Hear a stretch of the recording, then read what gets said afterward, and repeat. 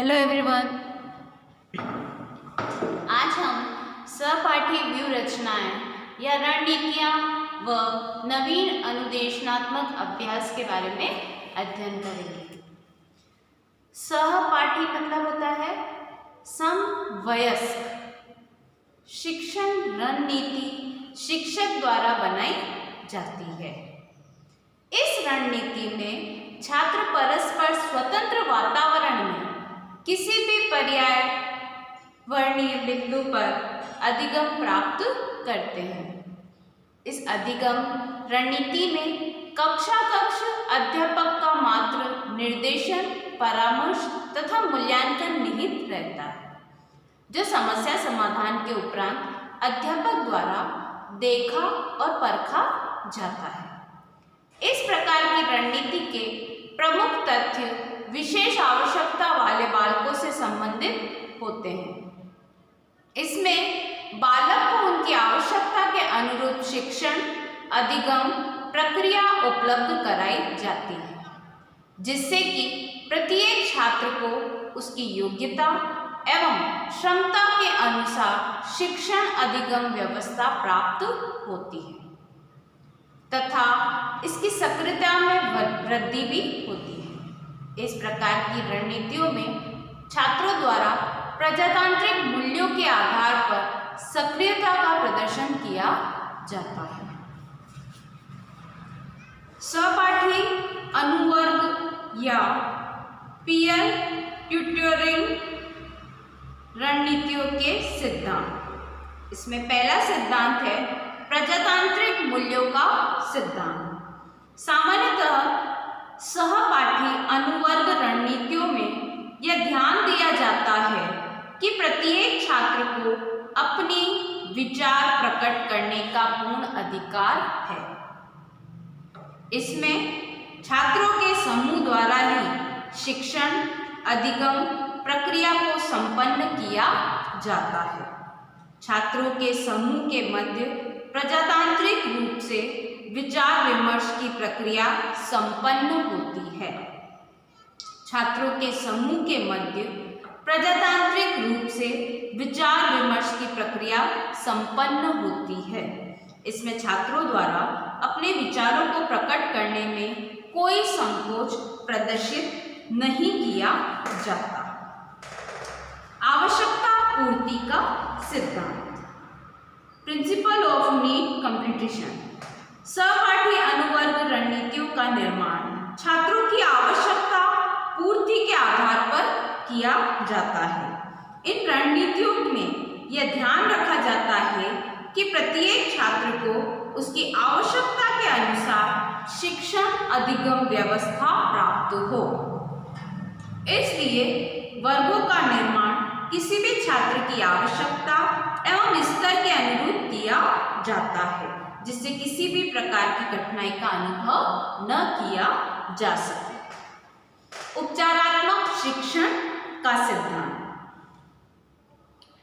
सहपाठी अनुवर्ग रणनीतियों में यह ध्यान रखा जाता है कि जो छात्र सामान्य छात्रों की भांति शिक्षण अधिगम प्रक्रिया में सहयोग नहीं कर पाते, उनमें उनको सामान्य छात्रों की भांति शिक्षण अधिगम प्रक्रिया में सहयोग प्रदान करने की क्षमता का विकास किया जाए, जिसमें शिक्षक द्वारा मात्र सहयोगी रूप से अपने कर्तव्य का पालन किया जाता है। इसके लिए यह आवश्यक है कि उपचारात्मक शिक्षण की प्रक्रिया एवं सिद्धांत की पालना की जाए। शैक्षिक निर्देशन का सिद्धांत। शैक्षिक निर्देशन सिद्धांत के अनुसार छात्रों की सहायता के रूप में शिक्षण द्वारा अपनी क्रियाओं को संपन्न किया जाता है। ठीक इसी क्रम में सहपाठी अनुवर्ग रणनीतियों में छात्रों के छोटे छोटे समूह द्वारा एक दूसरे की सहायता की जाती है तथा आवश्यकता के अनुसार शिक्षक द्वारा इस कार्य के सहयोग में समूह के छोटों छात्रों को सहायता प्राप्त की जाती है। इस प्रकार सहपाठी अनुवर्ग रणनीतियां शैक्षिक निर्देशन के सिद्धांत पर आधारित हैं। व्यक्तिक विभिन्नता का सिद्धांत, प्रिंसिपल ऑफ इंडिविजुअल डिफरेंस। सहपाठी वर्ग रणनीतियों में व्यक्तिक विभिन्नता के सिद्धांत पे ध्यान में रखकर समूहों का निर्माण किया जाता है, क्योंकि प्रत्येक बच्चा एक बच्चे से भिन्न है, जिससे प्रत्येक स्तर के बालक एवं बालिकाओं को उचित लाभ पहुंच सके तथा उनको उनकी आवश्यकता के अनुसार शिक्षा प्राप्त हो सके। सामान्य समाधान का सिद्धांत, प्रिंसिपल ऑफ प्रॉब्लम सॉल्विंग। सहपाठी अनुवर्ग रणनीतियों में छात्रों की समस्या के समाधान के आधार पर ही संपूर्ण प्रक्रिया का निश्चय किया जाता है।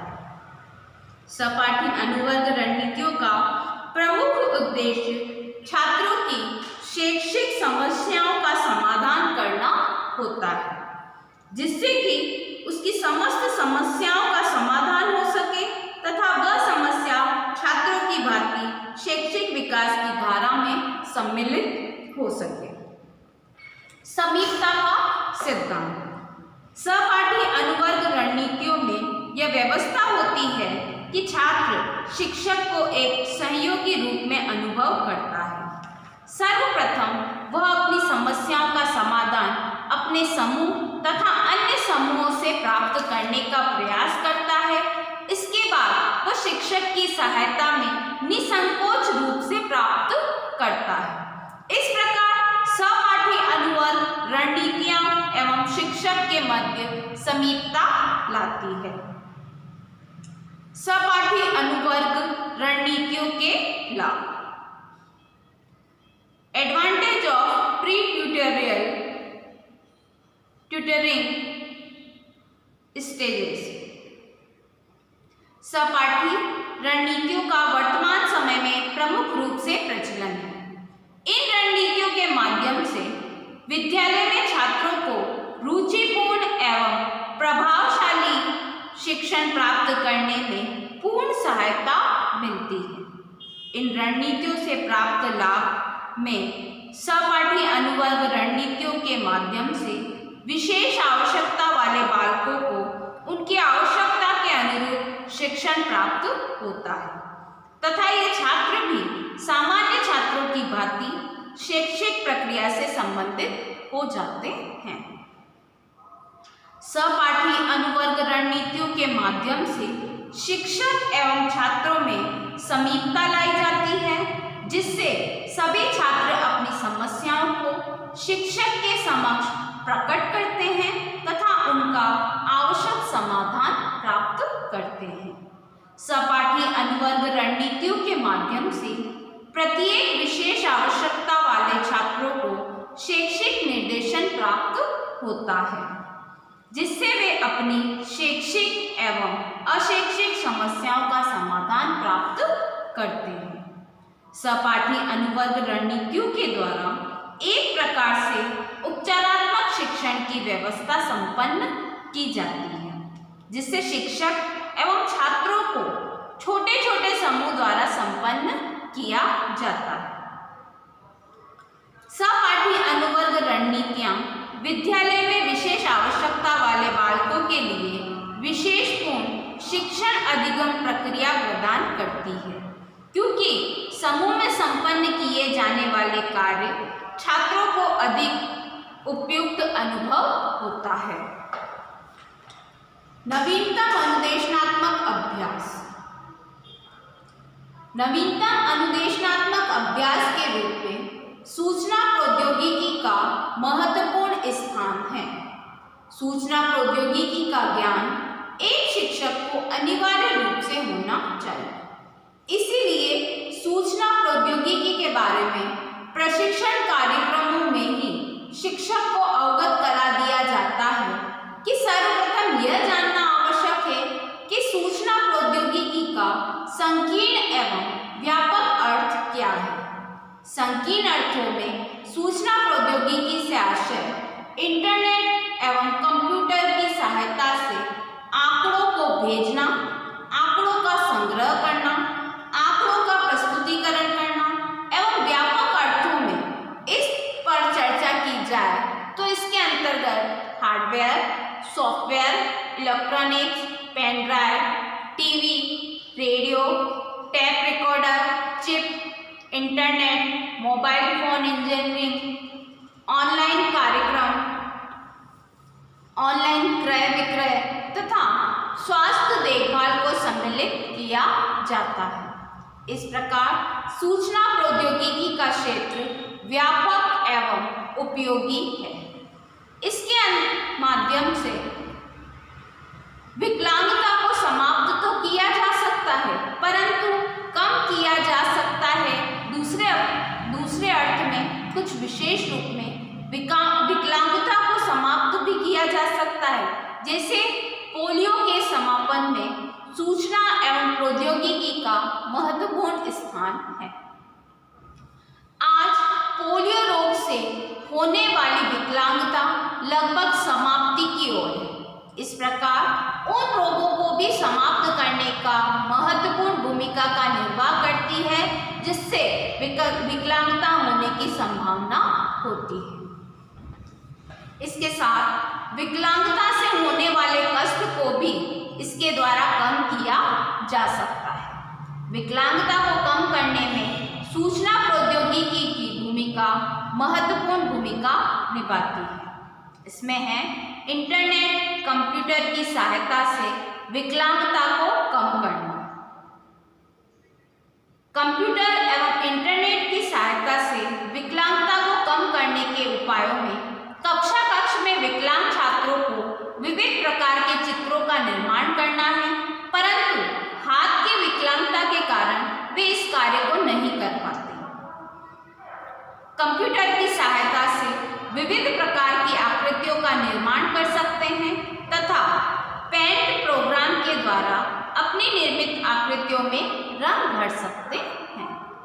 कक्ष में छात्रों द्वारा श्रवण संबंधी कठिनाइयों को दूर किया जा सकता है। कंप्यूटर की स्क्रीन पर विविध विषय वस्तु को छात्रों के समक्ष प्रस्तुत किया जा सकता है, जिसे पढ़कर वे विषय वस्तु के बारे में ज्ञान प्राप्त कर सकते हैं। ठीक इसी प्रकार वे विविध प्रकार की विषय वस्तु को इंटरनेट के माध्यम से खोज सकते हैं। कंप्यूटर की सहायता से विकलांग छात्र स्क्रीन की विषय वस्तु को छोटा एवं बड़ा कर सकते हैं। जैसे कुछ छात्रों को छोटे अक्षर दिखाई नहीं देते, जिससे उसको पढ़ने में कठिनाई होती है। कंप्यूटर के द्वारा विषय वस्तु के आकार को मिनिमाइज या उसको बोल्ड कर बड़ा करके देखा जा सकता है, जिसे छात्र उसे सहायता से पढ़ सकते हैं। कुछ छात्र मानसिक मंद होते हैं। कंप्यूटर की सहायता से खेल द्वारा शिक्षा प्रदान करके सीडी को कंप्यूटर में लगाकर विविध प्रकार के सजीव खेलों से बालकों को शिक्षा प्रदान की जा सकती है। इस प्रकार की गतिविधियों से विकलांग छात्रों को शिक्षण अभिगम प्रक्रिया में सहायता मिलती है। कंप्यूटर एवं इंटरनेट के माध्यम से सभी छात्रों को उन सूचनाओं को प्रदान किया जा सकता है जिससे उनकी विकलांगता कम हो सके। जैसे विकलांग बालक बालिकाओं के लिए विशेष विद्यालयों की सूचना प्राप्त की जाती है तथा उनमें बालक बालिकाएं अपनी विकलांगता के अनुसार प्रवेश ले सकते हैं। कंप्यूटर एवं इंटरनेट के माध्यम से विकलांग छात्र छात्राओं के हित में लगी हुई स्वयंसेवी संस्थाओं की सूचना प्राप्त की जा सकती है। इसमें संस्था की सहायता प्राप्त करके विकलांग छात्र छात्राओं को कष्ट को दूर किया जा सकता है। कंप्यूटर एवं इंटरनेट की सहायता से ही विकलांग छात्र छात्र राष्ट्रीय स्तर पर तथा अंतर्राष्ट्रीय स्तर पर विकलांग क्लब संघ एवं संस्थाओं के सदस्य बन सकते हैं। इन सभी संस्थाओं के सहयोग से वे अपने समग्र विकास का मार्ग प्रशस्त करते हैं। कंप्यूटर एवं इंटरनेट की सहायता से विकलांग व्यक्तियों को अपने अधिकारों का ज्ञान प्राप्त होता है। इन अधिकारों को जानकर वे इन्हें प्राप्त करने का प्रयास करते हैं, जिससे विकलांगता उनके मार्ग निर्माण में बाधा नहीं बन सकती। कंप्यूटर एवं इंटरनेट के माध्यम से विकलांग छात्र राष्ट्रीय एवं अंतर्राष्ट्रीय स्तर पर एक दूसरे से संपर्क स्थापित करते हैं तथा अपने विकास संबंधी विविध सूचनाएं प्राप्त करके उनका उपयोग कर सकते हैं। कंप्यूटर एवं इंटरनेट के माध्यम से विकलांग बालक बालिकाओं के सामाजिक, शैक्षिक एवं आर्थिक पुनर्वास के लिए कौन-कौन सी संस्थाएं द्वारा कौन-कौन से कार्यक्रम राष्ट्रीय एवं अंतर्राष्ट्रीय स्तर पर चलाए जा रहे हैं, उनके बारे में ज्ञान प्राप्त किया जा सकता है एवं उससे लाभान्वित हो सकते हैं। शैक्षिक पुनर्वास में सूचना प्रौद्योगिकी का योगदान। विकलांग बालकों की पहुंच विद्यालय तक नहीं होती। वर्तमान में आज शिक्षा सभी के लिए उपलब्ध है। सूचना एवं तकनीकी के माध्यम से शैक्षिक प्रवास के क्षेत्र में विकलांग बालक बालिकाओं के लिए पाठ्यक्रम में उन तथ्यों एवं गतिविधियों का समावेश किया गया है जिनके विकलांग छात्र सरलता से संपन्न कर सकते हैं। पैरों से विकलांग छात्रों के लिए पाठ्य सहगामी क्रियाओं के रूप में संगीत, निबंध प्रतियोगिता, गायन आदि को सम्मिलित किया जाता है।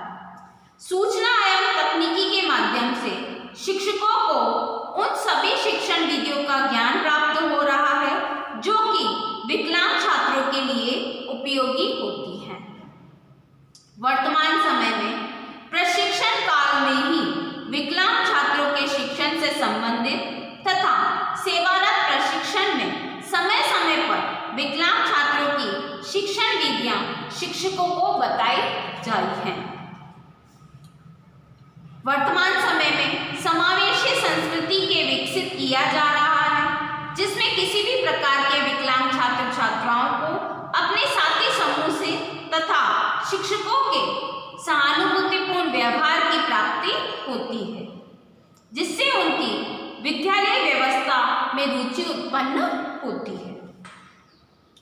विद्यालय में वर्तमान समय में संसाधन कक्षों का विकास हो रहा है जिससे सभी छात्रों को उनकी आवश्यकताओं के अनुरूप शिक्षण अधिगम सामग्री, व्यक्तिगत सहायता एवं व्यक्तिगत अनुदेशन प्राप्त होता है। इस प्रक्रिया में विकलांग छात्रों को शैक्षिक विकास तीव्र गति से होता है। वर्तमान समय में विद्यालयों को भी समावेशी रूप प्रदान किया जा रहा है जिसके परिणाम स्वरूप विद्यालयों में सभी शिक्षकों द्वारा, विद्यालय प्रबंधन समिति द्वारा तथा सामान्य साथी समूह द्वारा अक्षम, अपवंचित एवं पिछड़े वर्ग के छात्रों का स्वागत किया जा रहा है। इस प्रकार विकलांग छात्र छात्राओं का विकास तीव्र गति से हो रहा है। वर्तमान समय में सूचना एवं प्रौद्योगिकी के माध्यम से सभी बालक बालिकाओं को उनकी शैक्षिक अधिकार का ज्ञान प्रदान किया जा रहा है जिसके परिणाम स्वरूप वे छात्रों को शिक्षा प्राप्त करने के लिए प्रोत्साहन मिलता है और वे शिक्षा प्राप्त कर सकते हैं। आर्थिक पुनर्वास में सूचना तकनीकी का योगदान। विकलांग एवं अपवंचित छात्रों के समक्ष सबसे बड़ी समस्या आर्थिक पुनर्वास की होती है जिसके परिणाम स्वरूप वे अपने जीविकोपार्जन के लिए भटकते हैं। कोई भी संस्था उनको रोजगार देने के लिए तैयार नहीं होती। सूचना एवं विकलांग छात्रों को आर्थिक पुनर्वास के लिए उन व्यावसायिक संस्थाओं का ज्ञान होता है जो कि विकलांग छात्रों को व्यावसायिक प्रशिक्षण प्रदान करती है। इन संस्थाओं से संपर्क करके छात्र रोजगार प्राप्त करने के लिए विशेष प्रकार के प्रशिक्षण प्राप्त करते हैं।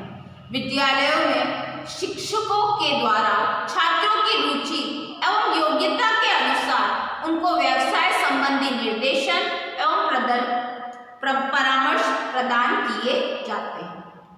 पैरों से विकलांग छात्र छात्राओं को कंप्यूटर पर कार्य करके रोजगार का परामर्श दिया जा सकता है।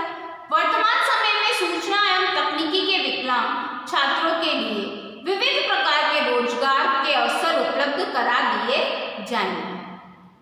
उन कार्यक्रमों को संपन्न कर पैरों से विकलांग छात्रों द्वारा कंप्यूटर पर कार्य करके विविध प्रकार के व्यावसायिक कार्यों को संपन्न किया जा सकता है।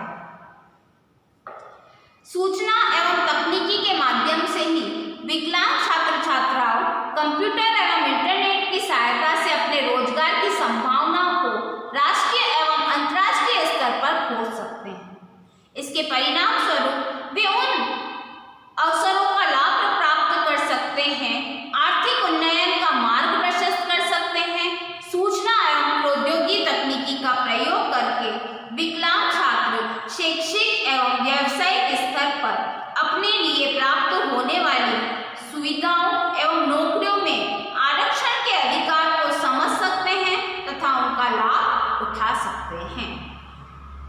सामाजिक पुनर्वास में सूचना तकनीकी का योगदान। सूचना तकनीकी का प्रयोग करके छात्र छात्रा उन विकलांग व्यक्तियों के बारे में जान सकते हैं जिनके द्वारा विकलांग होने के पश्चात भी सामाजिक एवं राष्ट्र विकास में महत्वपूर्ण योगदान दिया गया। इन सभी के बारे में बताकर विकलांग के प्रति सकारात्मक दृष्टिकोण उत्पन्न कर सकते हैं, जिससे उनको समाज में उचित स्थान मिलेगा।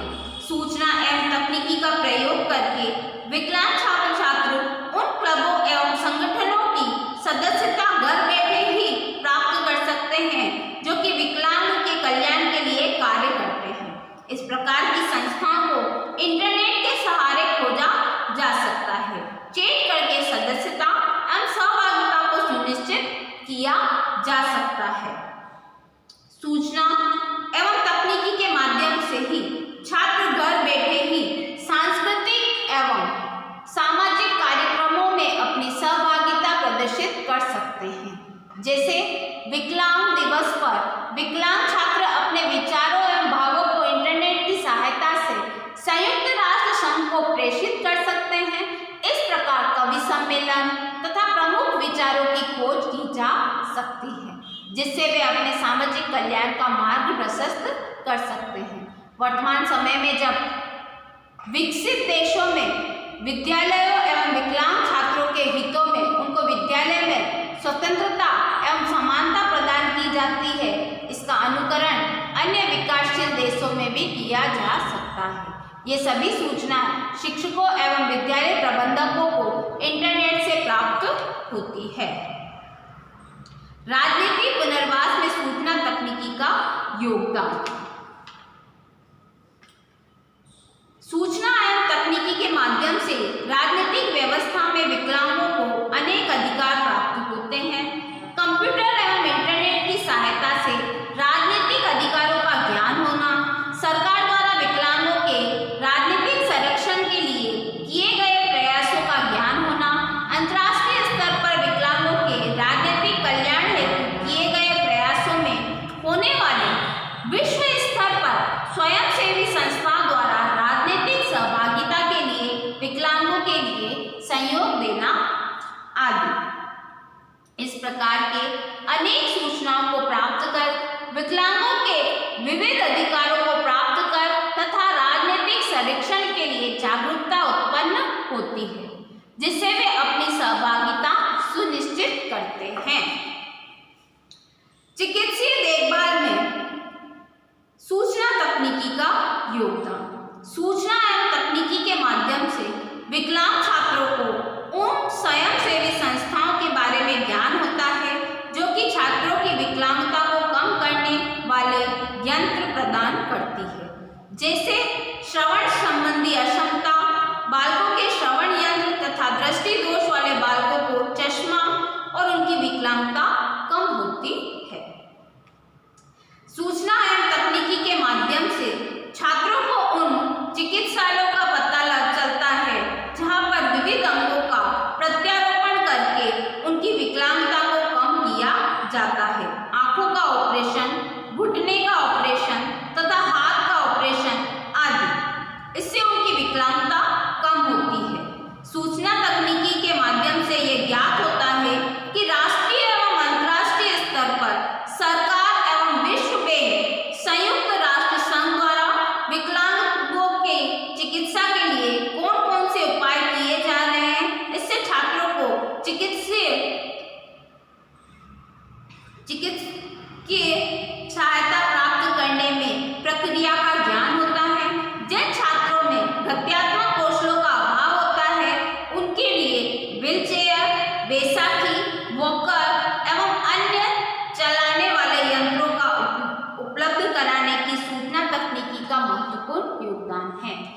सूचना तकनीकी के माध्यम से ही विकलांग छात्रों को उनकी विकलांगता को कम करने के लिए महत्वपूर्ण सूचनाएं प्राप्त होती है। सूचना तकनीकी ने विकलांग छात्रों की विकलांगता को कम करने में महत्वपूर्ण योगदान दिया है। सूचना तकनीकी के माध्यम से ही आज विकलांग छात्र विकास एवं पुनर्वास की मुख्य धारा से संबद्ध हो चुके हैं। इसी के साथ में इस वीडियो का असाइनमेंट है सहपाठी व्यूह रचना एवं रणनीतियां एवं नवीन अनुदेशनात्मक अभ्यास। आप अपने सेशनल के ऊपर अपने टॉपिक को जरूर से मेंशन करें। इसी के साथ में इसका फर्स्ट क्वेश्चन है, नवीनतम अनुदेशनात्मक अभ्यास के रूप में कौन कौन से कौशल एवं योग्यताएं होनी चाहिए, व्यापक विवरण दीजिए। सहपाठी व्यूह रचनाएं क्या होती हैं, इन व्यूह रचनाओं के प्रमुख सिद्धांतों के बारे में चर्चा कीजिए। Thank you.